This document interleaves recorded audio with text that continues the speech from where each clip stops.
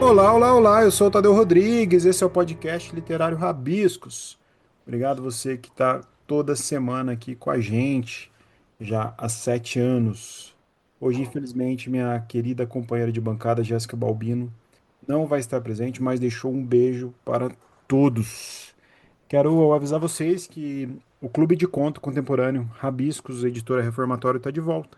Então, se você quiser participar, basta mandar mensagem para mim ou para a Editora Reformatório que você recebe o conto e recebe as regras também para participar. Se você está chegando aqui no Rabiscos por conta do Marcos, vou pedir para conhecer o podcast. A gente está no ar há 7 anos falando sobre literatura contemporânea. O episódio passado foi uma viagem sobre o Sarau do Binho, que acontece na Zona Sul de São Paulo. Falamos também da 11ª Feliz, que é a Feira Literária da Zona Sul. A gente falou com a Suzy Soares, que é uma grandíssima agitadora cultural de São Paulo, ela e o seu marido Binho. Então foi muito legal. Quem quiser curtir, compartilhar e ouvir, é só chegar lá com a gente, que vai ser muito legal. Bom, sem mais delongas, vamos pro papo. Hoje a gente recebe aqui no Rabiscos o Marcos Grossa, que é poeta, dramaturgo, professor, encenador e agora também romancista premiado. O livro dele, Goiás, venceu o Prêmio Sesc de Literatura 2025 na categoria Romance. Uma história que mistura memória, crítica social, poesia e tem como protagonista um cachorro amarelo, farejador, desses que já fazem parte da história do povo brasileiro. A gente vai conversar sobre o prêmio, sobre o livro e, claro, sobre como a palavra, teatro, filosofia se encontram aí na escrita do Marcos. Seja bem-vindo, meu amigo. Olá, Tadeu. Olá, ouvintes aí do podcast Rabiscos. Agradecido aqui pelo espaço. Agradecer também a Jéssica, que não está presente aqui, mas é uma pessoa que eu acompanho. Boa tarde. Agradecido pelo espaço. Valeu.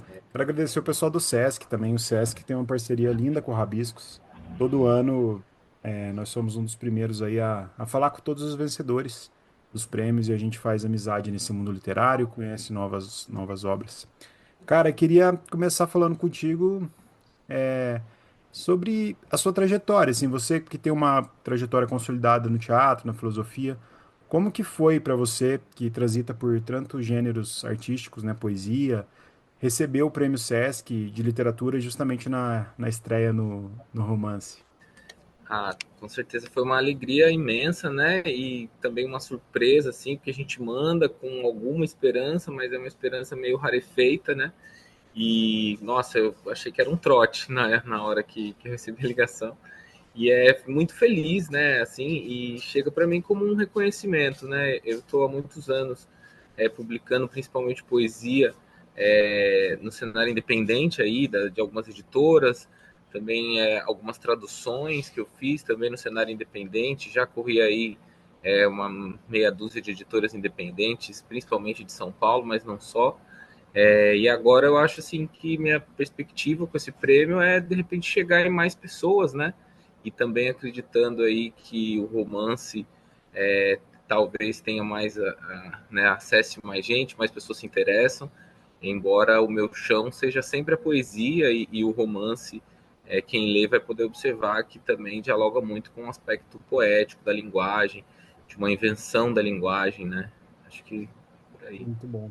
É curioso porque o Sesc tem esse trabalho legal de circular o Brasil, né? E o Sesc tem um poder, uma potência absurda, né? Acho que todo mundo que passou a Betânia, o Ayrton, o Ricardo, enfim, tanta gente, o Caê, tanta gente talentosa rodando o Brasil e você que vem do cenário independente da poesia, né? A poesia que é tão potente, mas que às vezes é tão menosprezada literariamente, né?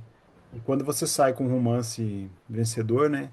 Você já vem com essa responsabilidade por trás. É meio que o oposto, né? Você sai dessa cena independente e você ganha as prateleiras nacionais, assim, das livrarias, né? E isso faz com que você tenha algum tipo de medo, tenha algum tipo de receio de ser mais ouvido, ou pelos seus anos de estrada você já consegue ter uma maturidade para enfrentar tudo isso que vai vir. Olha, nossa, não sei. Acho que tem as duas coisas, Tadeu. Acho que tem um aspecto, né? Eu tenho agora 41 anos, E como disse aí, assim, faz pelo menos uns 15, 20 anos que eu estou no cenário da poesia e das outras artes, né, teatro principalmente, mas ao mesmo tempo é novo para mim, né, ver como é que vai ser essa reação, ou mesmo como que vai ser lido esse romance, que mesmo a banca avaliadora colocou alguns comentários assim sobre a estranheza do romance. Então, assim, fica para mim assim também uma incerteza e também uma dúvida e uma inclusive insegurança, né? Acho que a vida como artista sempre é atravessado por essa insegurança. Eu vejo muito assim.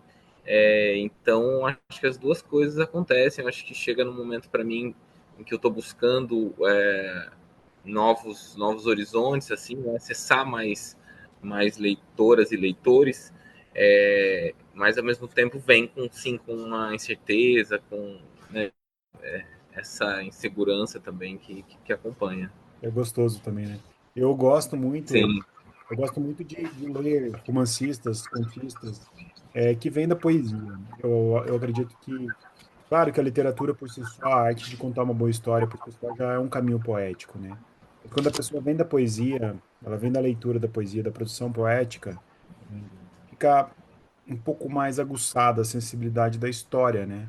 E você escolhe o protagonista do seu romance, que é um cachorro caramelo, que ele naturalmente é poético, e ele move aí na sua história entre missões de resgate, reflexões sobre a vida e morte. E eu queria entender isso, porque o cachorro, porque um animal como narrador, no eixo central de uma história que carrega um simbolismo humano, né? sim, claro. É, Olha, eu acho que esse, na verdade, é o segundo romance que eu escrevo. Na verdade, o outro, eu acho que ele é mais longo enfim, ele já tem um final, mas ele está incompleto. Ele tem muita coisa que eu preciso reescrever, eu devo passar alguns anos ainda. Tinha uma experimentação já com a voz narrativa. Aí eu, eu achava, trabalhava muito com o tema da memória, né? Trabalho com o tema da memória, ainda pretendo publicar um dia esse romance. Mas aí eu buscava algo, uma agilidade na leitura, vamos dizer assim, né? Que o texto tivesse uma potência da questão do ritmo e de uma agilidade, né? Um movimento, assim. Então, me veio, né, dentro dessa seara que me interessa muito, né? O deslocamento da visão humana. Enfim, aí para mim vem muitas coisas, por exemplo, a relação com perspectivas não humanas, vem muito para mim do perspectivismo, né? Outras cosmologias, outras cosmovisões. Isso me interessa muito, assim, estudar antropologia, a cosmologia dos povos ameríndios, que parte, por exemplo, assim, uma coisa básica, né? De que a visão do outro no mundo ocidental, mundo chamado naturalista, a visão do outro é a coisa, né? Então a coisa a gente tem a gente se apropria dela. Enquanto nessas cosmovisões, a visão do outro é a pessoa. Então assim, já tem, né, o animismo, já tem assim todas os seres são capazes de ter ânima, né? Ter espírito, perspectiva. Então, pensando nessa questão do ritmo, que eu queria que tivesse o texto e alguns deslocamentos assim de perspectiva que eu gostaria que tivesse, né, que eu gosto que tenha nas minhas produções, de diferentes formas, claro. Eu fiquei com essa ideia de um cachorro de resgate, né? Tava assim uma ideia meio pairando, uma nuvem assim que paira na cabeça, até que uma vez eu tava na praia com um cachorro bastante destrambelhado, vamos dizer assim, né? Bastante espivetado, assim, corre, pula, salta, faz muito, assim. E aí aquilo me veio, assim, né? E como que eu poderia trazer esse cachorro, né? Que é algo muito próximo também do humano, como uma voz narrativa. E eu comecei a pesquisar, né? A atuação de bombeiros. E aí eu cheguei principalmente na infeliz ocorrência da nossa história recente, que é Brumadinho, né? E aí eu fiquei pesquisando isso e eu vi que os bombeiros trabalham com uma ideia de binômio. O binômio, né, é essa relação entre o humano, né, o bombeiro ali, com esse cachorro farejador. E aí eu fiquei pensando que a voz narrativa de um texto poderia ser justamente esse binômio. Predomina a voz narrativa de um cachorro, que não é o Goiás, é um outro cachorro. Predomina essa voz narrativa e ao mesmo tempo tem dois tempos, né? Tem esse tempo passado que relata algumas ações que ele fez, né, de resgate, mas principalmente Brumadinho, e tem um tempo presente em que ele já está aposentado, tanto o cachorro quanto o dono, esses dois cachorros quanto o dono, enquanto esse bombeiro aposentado, né? E em que então se conjuga essa presença do mar, né? Que foi onde eu estava com esse cachorro da primeira vez, e com essa infeliz história de Brumadinho, né? De que é uma tragédia crime, acho que é importante dizer, é algo que não encontrou justiça. Existem muitas pessoas lutando por justiça, documentos foram comprados, inclusive na Alemanha, tem processos na Alemanha, processos no Brasil, mas infelizmente é algo que é difícil, né? As pessoas endinheiradas, aí a elite tem outro tratamento da justiça. Embora o romance não seja algo panfletário, é sim algo que atravessa, né? O próprio Sesc divulgou como 3 temas principais que atravessam a poesia, a crítica social e a memória, com esses 3 elementos que atravessam principalmente o romance. Então, assim, eu não busco ser panfletário, tento enxugar essa visão, embora uma implicação social e crítica, para mim, é inevitável nas minhas criações, hora mais, hora menos, claro, né, dentro de cada projeto. Ainda mais que você vem do cenário independente, né? A crítica social, eu acredito que faz parte. E é curioso você falar isso. Eu não vejo também problema quando o pessoal fala da literatura panfletária por si só, né? Porque a literatura é também um registro de documento. E Brumadinho tem toda essa carga, né? Eu sou de Minas Gerais também. E não tem muito tempo que eu fui para Brumadinho. E até hoje, depois de tantos anos, tem lá as fotos das vítimas na entrada da cidade. A cidade ainda tem um peso, assim, né? Por tanta coisa. E é legal saber que a sua história tem esse pano de fundo também. Não só pano de fundo, né? Como pano parte também do cenário. E é curioso porque o caramelo, o cachorro vira-lata, né? Ele tá no imaginário popular brasileiro jamais de um jeito negativo, né? É uma coisa que todo mundo gosta, né? E não dá para você criar um narrador cachorro vira-lata serial killer ou cruel, porque você iria contra todos os amores que o brasileiro tem, né? Por essa simbologia. E, Marcos, você falou que vem do teatro também, né? E eu tenho certeza que quando você cria as suas vozes estão todas dentro de você, evidente, mas eu falo suas vozes, elas podem ser acentuadas, né? Quando você pensa poesia, você procura o que dentro de você que é diferente de quando você pensa teatro, e é diferente quando você pensa aí, por exemplo, criar uma história em prosa como esse romance. É uma boa questão, assim, eu acho que de uma forma natural, natural não é a palavra, né? Mas que de uma forma mais orgânica e mais até cotidiana, desde a minha adolescência, eu acho que eu cultivo esse olhar para a poesia, acho que muito por influência da minha mãe ali, das estantes, das histórias, né, que tinha ali.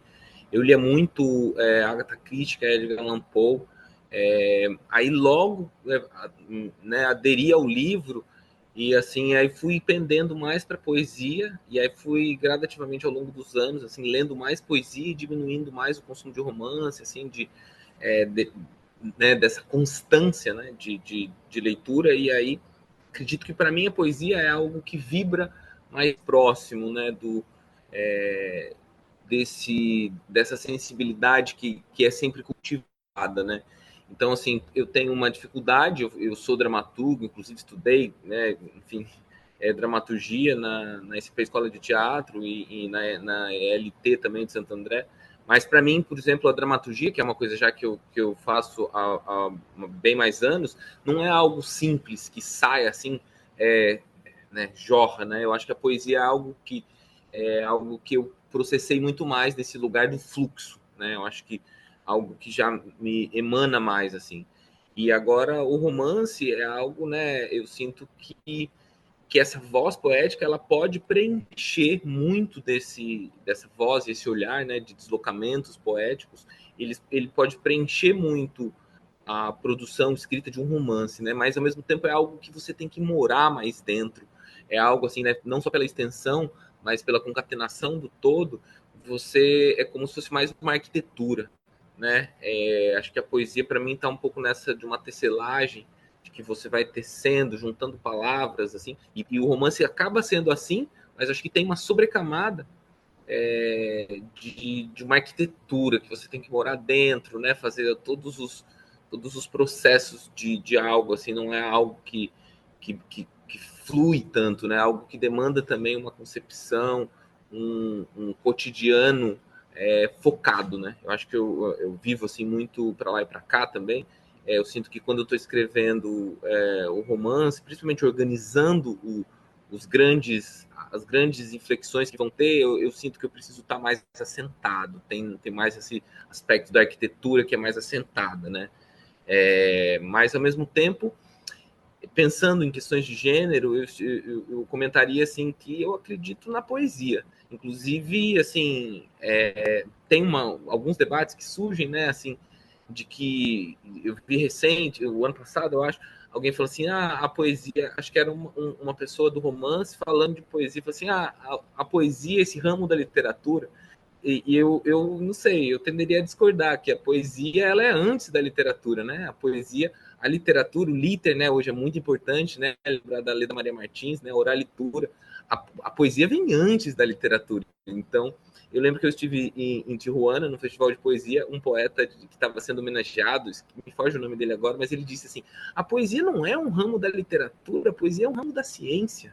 E eu penso um pouco assim, que é um pouco nesse lugar, né?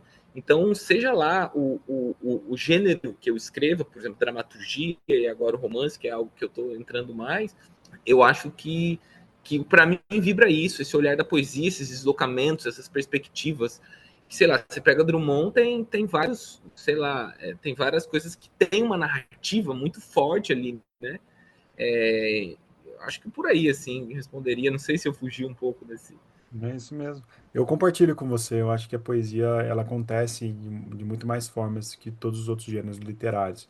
E eu queria perguntar para você assim, você estava falando aí, comecei a pensar algumas coisas que eu também sou leitor de poesia, frequento saraus. E você falando da poesia, dessa paixão, e eu acho que a poesia, a dramaturgia, a música é aquele movimento artístico que você está em contato geralmente direto com o povo. A poesia acontece muito em saraus, em rodas de leituras, e já um romance já é aquela coisa mais silenciosa, já é aquela coisa mais lenta, onde o leitor vai pegar seu livro, vai ler, vai demorar para te dar um feedback, diferente da poesia que ele pode ler uma poesia enquanto você está assinando um livro para ele, né? Como que você vê a relação da arte hoje com esse contato, né, com o leitor? E como que você imagina que vai ser correr o Brasil assim? Você que já transita, né?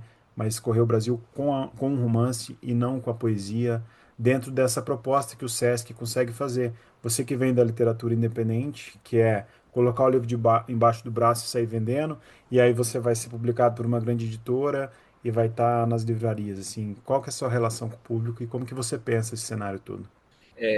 Você comentou, né, da música, né? No Brasil a gente tem a música é algo que fala muito, né? Aos corações é algo muito popular, né? E eu penso que a poesia, eu não lembro qual é o autor que diz assim que a gente erra sempre quando a gente se afasta da música. E eu penso muito isso, assim, na poesia muito próxima da música, é algo muito recente, né? Também essa divisão entre música e poesia tem aí seus 500 anos. A música e a poesia sempre andaram muito juntas, né? É, e assim, você comentou do sarau também, dos saraus e do movimento do slam, por exemplo, que é algo que eu mais ou menos frequento, os slams, saraus, eu sempre estou muito presente aí no cenário, principalmente em São Paulo, já morei um tempo no Rio de Janeiro também, frequentava alguns saraus, também no interior de São Paulo, que é de onde eu sou nascido, e assim, eu acho que a relação com o público a gente às vezes, né, conversa com pessoas, eu sou professor também, atuei muito tempo dando oficinas, e nos 2 últimos anos eu trabalhei no programa vocacional da Prefeitura de São Paulo, dando orientações literárias nas periferias, principalmente. E assim, eu sempre comento, né, assim, eu trabalho com turmas, assim, não gosto de poesia, professor, não sei o que, essa coisa. Mas e o rap? Né? E a música? E a letra da música? Porque a gente, né, a pandemia trouxe muito isso, né, pra gente, né, porque a arte tem esse aspecto mais melífero, né, desse entretenimento, algo que a gente precisa, né, descansar das outras coisas, juntos, claro, com esse aspecto mais crítico e do acordar os homens aí, né, para lembrar do Drummond de novo. Mas eu acho assim que de alguma forma a arte ela tem essa pulsão popular, mesmo nos casos, né, diferente da música, que é algo muito acessível. Eu acho que tem, né, esse cultivo desse olhar que sempre está presente, mesmo que de maneira mais subterrânea, mesmo que aí nas letras das canções, né, mesmo que nas esquinas aí, os saraus, principalmente na periferia, nos bares, nas esquinas, é algo que você vai entrando, assim, pessoas que não tinham contato nenhum com poesia, sei lá, uma dona de casa que não tinha esse hábito de leitura, ela começa a ver ali que movimento é esse, essas pessoas que se reúnem ali na esquina da casa, e aí uma hora ela vai, ela se interessa, ela começa ela mesma a escrever, e eu acho isso que isso fala muito, né? Embora não seja numericamente significativo, né? Hoje em dia tem um aspecto quantitativo que é muito valorizado, eu acho que é, é minoritário, mas eu acho que faz muita diferença também essa presença. E aí, pensando no aspecto da circulação, eu não sei te dizer, eu acho que aí entra a parte da incerteza, a parte do vamos ver o que vai dar, não sei, eu estou muito feliz de poder participar, e embora eu rode um pouco para lá e para cá, eu rodo muito, assim, as minhas custas e, né, muito no miudinho, nunca tive, assim, poder circular, nossa, é algo muito diferente do que eu vivenciei até hoje, nas estruturas que a gente conhece aí do SESC, né, arte da palavra, eu nem conheço muito bem, mas eu não saberia te dizer, assim, para mim é muito uma incógnita ainda, e uma felicidade, claro, né, poder chegar a outras pessoas, e na questão de ser um romance, eu acho que fica um pouco para mim, assim, de que é um romance, mas também é poesia, assim, se for o caso, aqui depois eu posso ler um trechinho, Eu vou e querer aí eu sim, acho que aqui mesmo. talvez fique claro que é o quanto é um pouco poesia também. Eu vou querer que você leia assim. É legal você falar isso. O Arte da Palavra do Sesc é muito bacana. Eu faço parte de mediações, a Jéssica Balbino, que está aqui comigo também. E você falando do Islã, né? Eu sempre falo que é tão bonito. A gente falou com o pessoal do Sarau do Binho no episódio passado, que é um pessoal que faz um trabalho incrível em São Paulo. E já teve aqui, a gente já gravou no teatro com a Mel Duarte, já veio a Luz Ribeiro, já veio tanta gente do Islã aqui, que eu falo que quando a pessoa fala que não entende a poesia ou coloca a poesia apenas naquele lugar arcaico, né? O Islã vem e chuta a porta, quebra a porta e mostra que a poesia está pulsando. E o pessoal da periferia hoje também não está falando mais só de periferia, já está falando de tudo. E eu acho isso fantástico, sabe? Eu acho que isso chega com outro olhar sobre o mundo e sobre as mesmas estranhezas, sobre as mesmas ordinariedades também. Cara, você falou de ler uma coisa, eu ia pedir mesmo. Você podia ler mesmo, declamar algum poema seu para nós, para a gente passar para os ouvintes aí, sentir um gostinho de como que é o seu lírico. Antes de ler, comentaria isso, assim, destacaria isso que você falou do Islã, né, do Sarau, essa corporeidade, né, de como a poesia está no corpo, né, é uma corpografia também, né, isso me interessa muito, e eu gosto de quando a precipitação disso também aparece no texto, seja no romance, seja nas poesias, na dramaturgia aí. Dentre tudo que um abraço não resolve e nenhuma ciranda cura, o que dá jeito é suar num baque dobrado. E quem pede silêncio não ouve, quem pede silêncio não sente. Que um baque não encobre um batuque desenterra vozes, que um baque não encobre um batuque desenterra vozes, milhares sobrepostas, que um sol negro faz subir do chão. Um baque não encobre um batuque desenterra vozes. Um baque não encobre um batuque desenterra vozes. É meio-dia. Uma delas vem falar comigo. Não. Peço que me acompanhe. E de dentro do fogo a voz diz que só apodrecer é invencível. E nada como limão. Limão sobre o visgo. E como sigo aparvalhado, ela bota num papel e me prega na testa.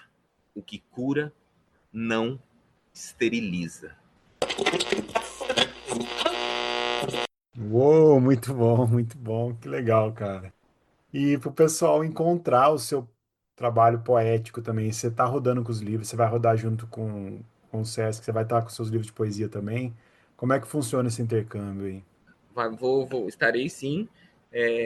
O meu último livro que saiu se chama Uma Pedra em Cima Disso, 2013 a 2023, né? Como o título aí já sugere, ele é uma recolhida de poemas desses 10 anos de publicação. O primeiro livro que eu lancei saiu em 2013. E esse Uma Pedra em Cima Disso saiu pela editora Numa, uma editora do Rio de Janeiro. Então, no site da editora dá para adquirir o livro. Estarei com esse livro circulando também. É possível que ao longo do ano que vem saia um outro, ainda não sei por que editora, mas ele está pronto aí há alguns meses, está, né, nesse processo de peneirar, bater, limar, e acredito, ele se chama Mandrová, e acredito que a partir do ano que vem ele esteja aí também disponível, aí no cenário independente ou não. Muito bom. Cara, quero te agradecer enormemente. Tô louco para ler seu livro, que eu não li ainda, porque não saiu ainda, não foi lançado. Mas eu gostei muito da premissa, eu gostei muito de te conhecer. Espero que a gente se encontre aí nos rolês da vida. Quem sabe se você não vem em Poços de Caldas, no Sesc aqui também lançar. Afinal, todos os vencedores vieram, ia ser muito legal de conhecer pessoalmente. E já te desejo todo o sucesso do mundo. Agradecido demais, viu, Tadeu? Ó, tomara que role, assim, eu frequento aí o sul de Minas, um pouco aí mais para baixo, esticar para Poços de Caldas seria uma alegria, e eu faço um sarau, inclusive, em São Bento do Sapucaí, que é bem na divisinha de São Ah, Paulo com Minas. perto daqui. Não é uma hora e meia, 2 horas, É. já chega aí. Então, provavelmente a gente se encontra assim, agradeço de coração, e um abraço aí para os ouvintes e para as ouvintes do podcast Rabisco. E onde que o pessoal te Acho encontra? Deixa seu serviço, seu Instagram, deixa pra gente. legal. No Instagram pode me encontrar, Marcos Grosa mesmo, arroba Marcos Grosa, ali você me encontra. E eu faço também um evento de poesia e arte sonora chamado Verbo Raio. Se alguém tiver interesse de conhecer, tem rolado alguns em São Paulo. A gente tá retomando essa proposta aí de poesia com música, com arte sonora, ruído, etc. Essas experimentações. Show de bola. Obrigado, viu? Quero agradecer o pessoal do Sesc. E a semana que vem a gente volta com os outros dois premiados do Prêmio Sesc, da categoria Conto e da categoria Poesia. É isso, um beijo a todos, bom dia, boa tarde, boa noite.